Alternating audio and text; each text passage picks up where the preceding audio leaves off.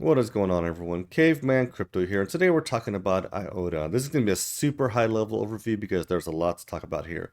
So, IOTA, IOTA, they started out around 2015 as an Internet of Things crypto. So, Internet of Things, IOTA, makes sense, right?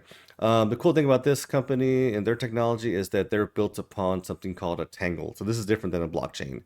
And the reason it's different is that it has feeless transactions, right? So which is really helpful if you're doing Internet of Things. So you have lots of transactions, you don't want to pay fees and all those things. So it's feeless. It's also highly scalable. The more transactions that happen on the network, the faster and more secure it gets. Super helpful, but I also think it's kind of overlooked because it's kind of boring. Like they're like a business who does like major business deals. They worked with Volkswagen and Bosch and Dell and Jaguar. So it's all kinds of super important things if you're thinking about it from a business point of view, but not really like a fun kind of thing. But all that changed at the end of September 2022.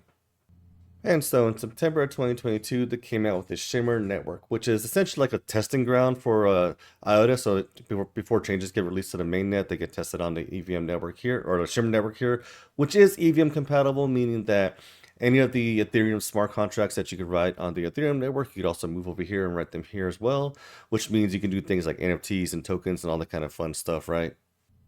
And so now IOTA has its own set of tokens and NFTs out there, and they've gained some popularity, but hasn't really taken off quite yet. So it'd be interesting to see if they could actually build some momentum around these kind of things, because now they have both like the business backbone and also the fun stuff with the NFTs and memes.